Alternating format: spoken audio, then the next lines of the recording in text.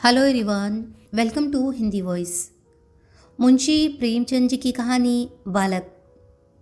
गंगू को लोग ब्राह्मण कहते हैं और वह अपने को ब्राह्मण समझता भी है। मेरे सईस और खिदमतगार मुझे दूर से सलाम करते हैं। गंगू मुझे कभी सलाम नहीं करता। वो शायद मुझसे पालागन की आशा रखता है। मेरा झूठा गिलास कभी हाथ से नहीं छूता और न मेरी कभी इतनी हिम्मत हुई कि उससे पंखा झलने को कहूँ। जब मैं पसीने से तर होता हूँ और वहाँ कोई दूसरा आदमी नहीं होता तो गंगू आप ही आप पंखा उठा लेता है। लेकिन उसकी मुद्रा से यह भाव स्पष्ट प्रकट होता है कि मुझ पर कोई एहसान कर रहा है और मैं भी न जाने क्यों फौरन ही उसके हाथ से पंखा छीन लेता हूँ। उग्र स्वभाव का मनुष्य है, किसी की बात नहीं सह सकता। ऐसे बहुत कम आदमी होंगे जिनसे उसकी मित्रता हो, पर सईस और खिदमतगार के साथ बैठना शायद वो अपमानजनक समझता है। मैंने उसे किसी से मिलते जुलते नहीं देखा। आश्चर्य है कि उसे भंग बूटी से प्रेम नहीं, जो इस श्रेणी के मनुष्यों में एक असाधारण गुण है। मैंने उसे कभी पूजा पाठ करते या नदी में स्नान करते नहीं देखा। बिल्कुल निरक्षर है, लेकिन फिर भी वह ब्राह्मण है और चाहता है कि दुनिया उसकी प्रतिष्ठा तथा सेवा करे। और क्यों न चाहे, जब पुरखों की पैदा की हुई संपत्ति पर आज भी लोग अधिकार जमाए हुए हैं और उसी शान से मानो खुद पैदा किए हो, तो वह क्यों उस प्रतिष्ठा और सम्मान को त्याग दे जो उसके पुरखों ने संचय किया था। यह उसकी बपौती है। मेरा स्वभाव कुछ इस तरह का है कि अपने नौकरों से बहुत कम बोलता हूँ। मैं चाहता हूँ जब तक मैं खुद न बुलाऊँ कोई मेरे पास ना आए। मुझे ये अच्छा नहीं लगता कि ज़रा सी बातों के लिए नौकरों को आवाज़ देता फिरूँ। मुझे अपने हाथ से सुराही से पानी उड़ेल लेना, अपना लैंप जला लेना, अपने जूते पहन लेना या अलमारी से कोई किताब निकाल लेना, इससे कहीं ज़्यादा सरल मालूम होता है कि गन और महकू को पुकारूं। इससे मुझे अपनी स्वेच्छा और आत्मविश्वास का बोध होता है। नौकर भी मेरे स्वभाव से परिचित हो गए हैं और बिना ज़रूरत मेरे पास बहुत कम आते हैं। इसीलिए एक दिन जब प्रातःकाल गंगू मेरे सामने आकर खड़ा हो गया तो मुझे बहुत बुरा लगा। ये लोग जब आते हैं तो पेशगी हिसाब में कुछ मांगने के लिए या किसी दूसरे नौकर की शिकायत करने के लिए। मुझे ये दोनों ही बातें अत्यंत अप्रिय है। मैं पहली तारीख को हर एक का वेतन चुका देता हूँ और बीच में जब कोई कुछ मांगता है तो क्रोध आ जाता है। कौन 2-2, 4-4 रुपए का हिसाब रखता फिर जब किसी को महीने भर की पूरी मजूरी मिल गई तो उसे क्या हक है कि उसे 15 दिन में खर्च कर दे और ऋण या पेशगी की शरण ले। और शिकायतों से तो मुझे घृणा है। मैं शिकायतों को दुर्बलता का प्रमाण समझता हूँ या ठकुर सुहाती की क्षुद्र चेष्टा।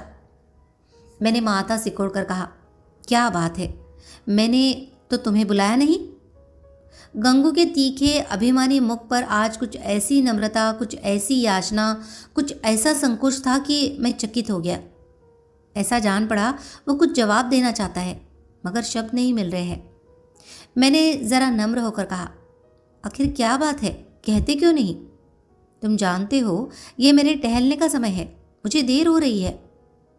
गंगू ने निराशा भरे स्वर में कहा, तो आप हवा खाने जाए, मैं फिर आ जाऊंगा।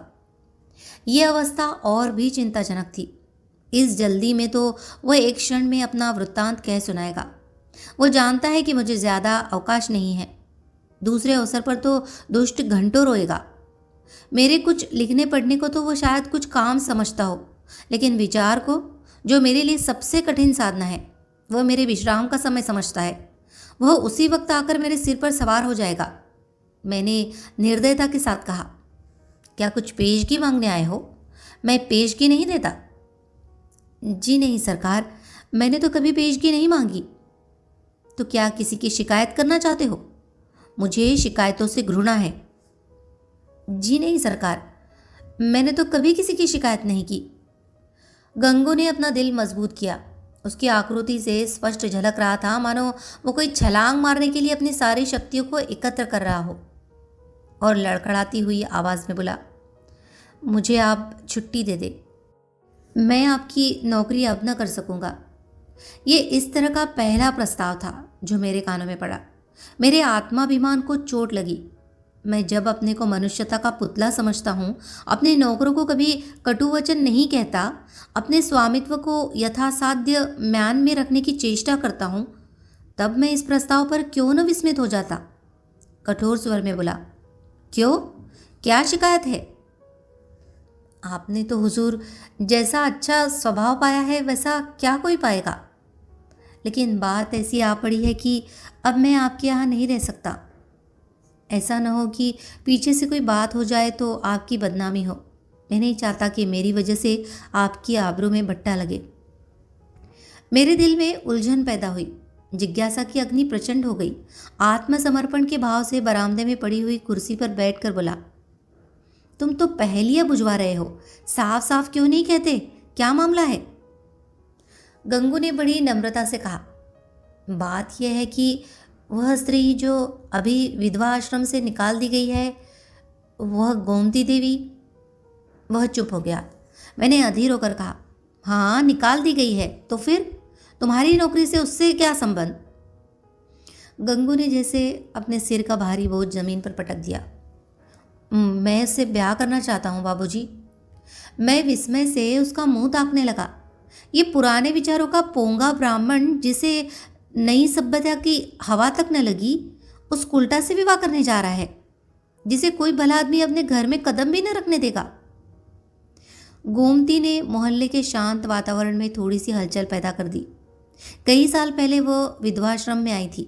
3 बार आश्रम के कर्मचारियों ने उसका विवाह करा दिया था, पर हर बार वह हर महीने 15 दिन के बाद भाग आई थी। यहाँ तक कि आश्रम के मंत्री ने अब की बार उसे आश्रम से निकाल दिया था। तब से वह इसी मोहल्ले में एक कोठरी लेकर रहती थी और सारे मोहल्ले के शोधों के लिए मनोरंजन का केंद्र बनी हुई थी।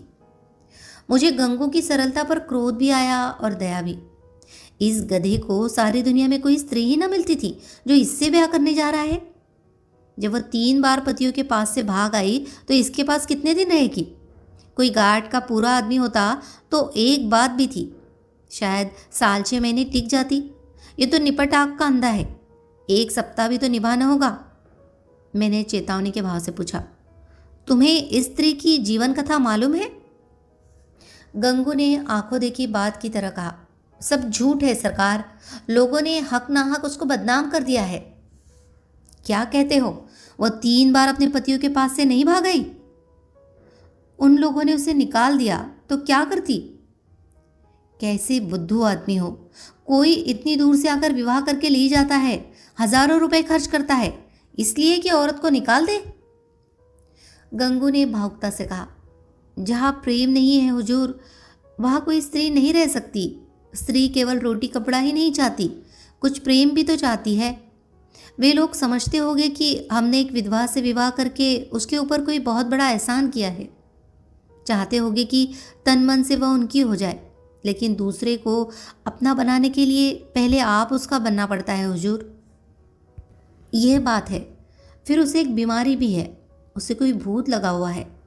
ये कभी कभी बकझक करने लगती है और बेहोश हो जाती है। और तुम ऐसी स्त्री से विवाह करोगे? मैंने संदिग्ध भाव से सिर हिलाकर कहा, समझ लो जीवन कड़वा हो जाएगा। गंगू ने शहीदों के से आवेश से कहा, मैं तो समझता हूँ मेरी जिंदगी बन जाएगी बाबूजी, आगे भगवान की मर्जी। मैंने जोर देकर पूछा, तो तुमने तय कर लिया है? हाँ हुजूर। तो मैं तुम्हारा इस्तीफ़ा मंजूर करता हूँ।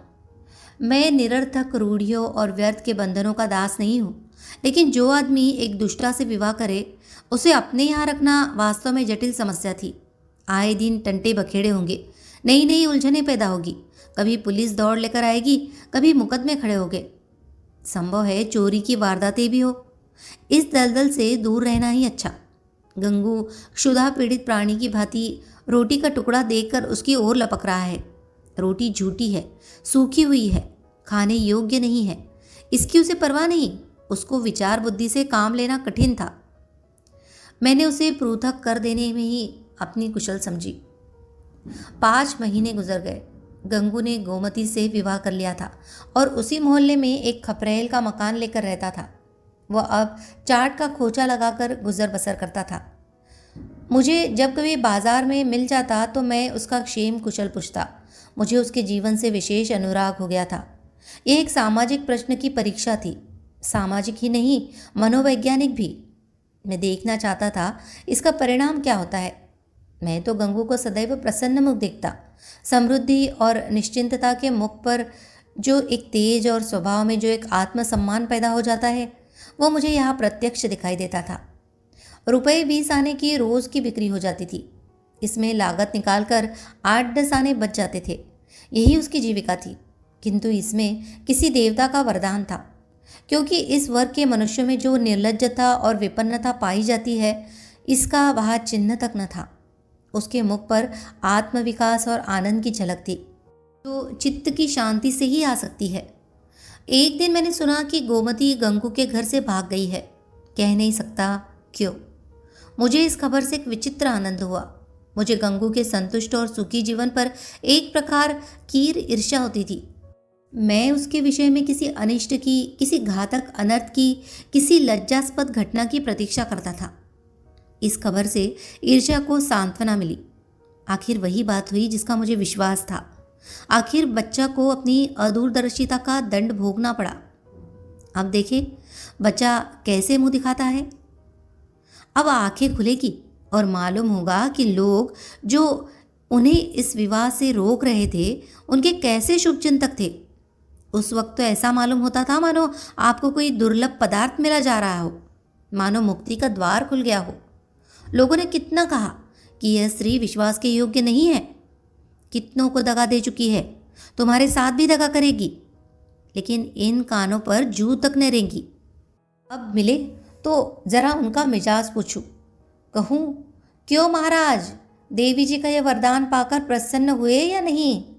तुम तो कहते थे वह ऐसी है और वैसी है, लोग उस पर केवल दुर्भावना के कारण दोष आरोपित करते हैं। अब बतलाओ किसकी भूल थी? उसी दिन संयोगवश गंगू से बाजार में भेंट हो गई। घबराया हुआ था, बदहवास था, बिल्कुल खोया हुआ। मुझे देखते ही उसकी आंखों में आंसू भर आए। लज्जा से नहीं, व्यथा से। मेरे पास आकर बोला, बाबूजी, गोमती ने मेरे साथ विश्वासघात किया। मैंने कुटिल आनंद से लेकिन कृत्रिम सहानुभूति दिखाकर कहा, तुमसे तो मैंने पहले ही कहा था, लेकिन तुम माने ही नहीं। अब सब्र करो, इसके सिवा और क्या उपाय है? रुपए पैसे ले गई या कुछ छोड़ गई? गंगू ने छाती पर हाथ रखा। ऐसे जान पड़ा मानो मेरे इस प्रश्न ने उसके हृदय को विदीर्ण कर दिया। अरे बाबूजी, ऐसा न कहिए। उसने धेले की भी चीज़ नहीं छुई।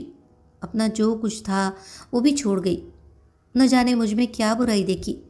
मैं उसके योग्य न था, और क्या कहूँ। वो पढ़ी लिखी थी, मैं एक करिया अक्षर भैंस बराबर। मेरे साथ इतने दिन रही, यही बहुत था। कुछ दिन और उसके साथ रह जाता तो आदमी बन जाता। उसका आपसे कहाँ तक बखान करूँ हुजूर। औरों के लिए चाहे जो कुछ रही हो, मेरे लिए तो किसी देवता का आशीर्वाद थी। न जाने मुझसे क्या ऐसी खता हो गई, मगर कसम ले लीजिए, जो उसके मुख पर मैल तक आया हो। मेरी औकात ही क्या है बाबूजी, 10-12 आने का मजूर हूँ, पर इसी में उसके हाथों इतनी बरकत थी कि कभी कमी नहीं पड़ी। मुझे इन शब्दों से घोर निराशा हुई।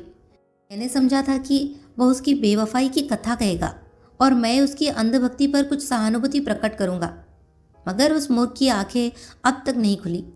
अब भी उसी का मंत्र पढ़ रहा है। अवश्य ही इसका चित्त कुछ अव्यवस्थित है। मैंने कुटिल परिहास आरंभ किया, तो तुम्हारे घर से कुछ नहीं ले गई? कुछ भी नहीं बाबूजी, धेले की भी चीज़ नहीं, और तुमसे प्रेम भी बहुत करती थी। अब आपसे क्या कहो बाबूजी, वो प्रेम तो मरते दम तक याद रहेगा। फिर भी तुम्हें छोड़कर चली गई, यही तो आश्चर्य है बाबूजी। त्रिया चरित्र का नाम कभी सुना है? अरे बाबूजी, ऐसा ना कहिए। मेरी गर्दन पर कोई छुरी रख दे तो भी मैं उसका यश ही गाऊंगा। तो फिर ढूंढ निकालो। हाँ मालिक, जब तक उसे ढूंढ न लाऊंगा मुझे चैन न आएगा। मुझे इतना मालूम हो जाए कि वह कहाँ है, फिर तो मैं उसे ले ही आऊँगा। और बाबूजी, मेरा दिल कहता है कि वह ज़रूर आएगी। देख लीजिएगा, वह मुझसे रूठ कर नहीं गई, लेकिन दिल नहीं मानता। जाता हूँ, महीने 2 महीने जंगल पहाड़ की धूल छानूंगा, जीता रहा तो फिर आपके दर्शन करूंगा। ये कहकर वो उन्माद की दशा में एक तरफ चल दिया। इसके बाद मुझे एक ज़रूरत से नैनीताल जाना पड़ा, सैर करने के लिए नहीं। 1 महीने के बाद लौटा और अभी कपड़े भी न उतारने पाया था कि देखता हूँ गंगू एक नवजात शिशु को गोद में लिए खड़ा है। शायद कृष्ण को पाकर नंद भी इतने पुलकित न हुए होंगे। मालूम होता था उसके रोम रोम से आनंद फूटा पड़ता है। चेहरे और आंखों से कृतज्ञता और श्रद्धा के राग से निकल रहे थे। कुछ वही भाव था जो किसी क्षुधा पीड़ित भिक्षुक के चेहरे पर भरपेट भोजन करने के बाद नजर आता है। मैंने पूछा, कहो महाराज, गोमती देवी का कुछ पता लगा? तुम तो बाहर गए थे।